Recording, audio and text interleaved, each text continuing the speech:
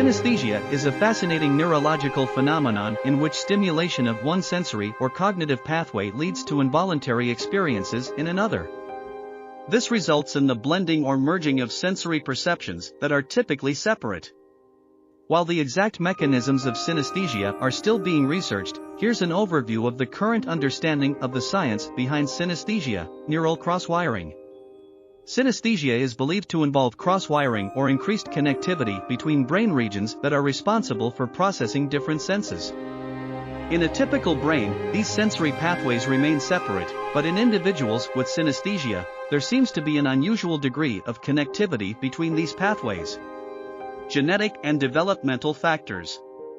Research suggests that genetic factors play a role in the likelihood of experiencing synesthesia. Some studies have found that synesthesia tends to run in families, indicating a genetic component.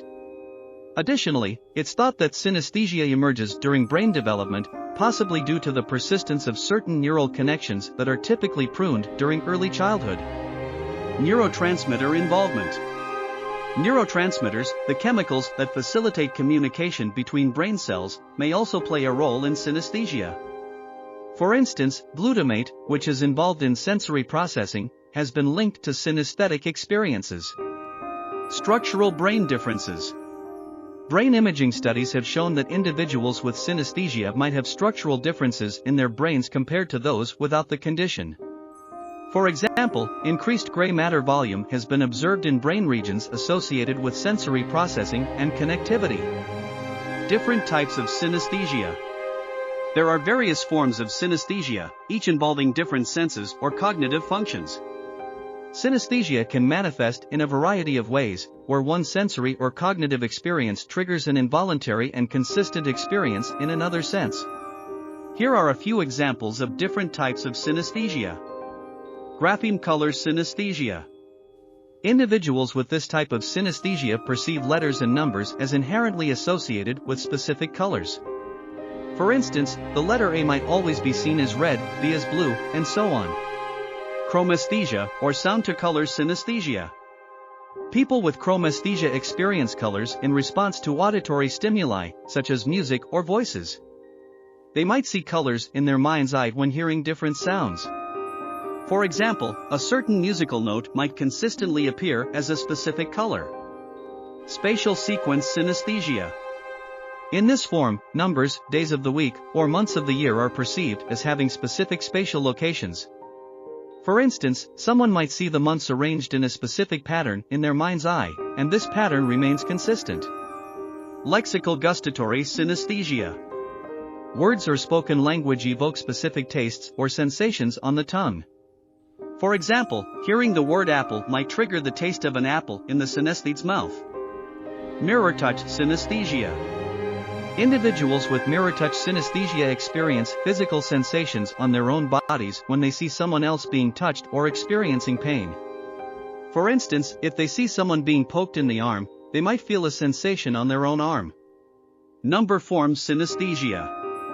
Some people with number form synesthesia visualize numerical sequences arranged in specific patterns in space.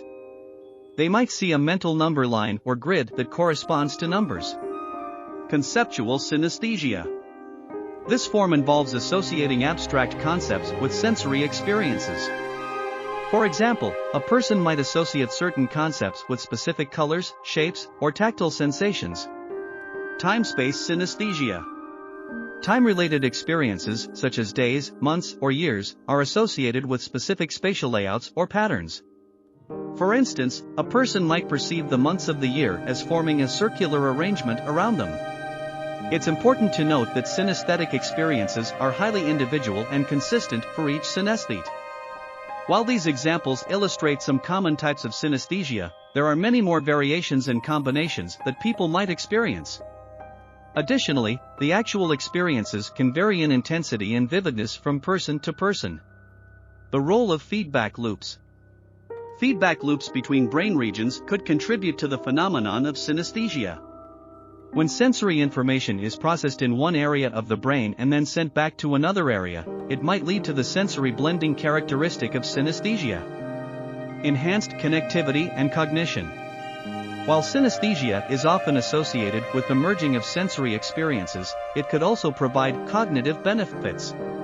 Some individuals with synesthesia report having enhanced memory, creative thinking, and problem-solving abilities. This might be due to the increased connectivity between brain regions that process sensory and cognitive information. It's important to note that synesthesia is a complex and varied phenomenon. Hope you liked the video and found it useful.